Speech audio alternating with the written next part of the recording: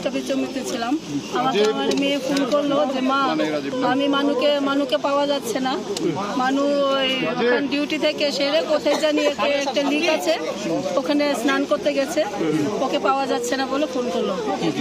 সেটাই তারপরে আমি ওখান থেকে ছুটে এলাম কামানচৌমনি থেকে ওই ওখানে কি জানি বলে ওই জায়গাটায়, ওখান থেকে আবার গাড়ি ধরে আমি সিধা মোহনপুরে চলে এসেছি।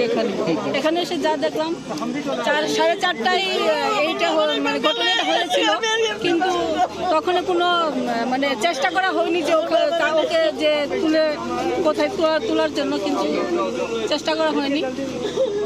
4:30টায় ঘটনা, আর এক্ষণে 4টায় ঘটনা, আর এক্ষণে ওনারা ডুবুরি এসে আবার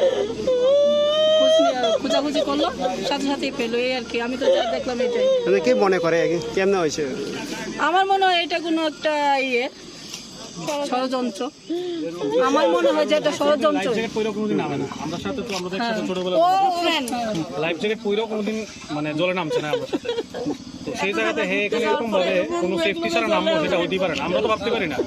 ইভেন হে এরকম জায়গাতে আইবো তো সেটি তো কল্পনা করতে পারি না। যখন শুনছি এরকম ঘটনা হয়েছে আমরা রোড অ্যাক্সিডেন্ট হয়েছে, কিন্তু এই জলের ব্যাপারে আর স্নান কেমনে ডাবল গেঞ্জি পরে কেউ স্নান করতে নামে এরকম ব্যাপার, তো আমরা সাঁতার পারি আমরাই নামতাম। আর এরকম জায়গায় কেউ নামতোই না স্নান করতে। এখানে এটা একটা আছে ব্যাপার মান্না কোনোদিন এমবিবি কলেজের লেকেই নামে না। টাউন ইন্দ্রনগর কি করেন তাই? ফেডকোতে ইঞ্জিনিয়ার। হ্যাঁ, কোনোদিন এমবিবি কলেজের লেকেই নামে না, সাঁতার পারে না।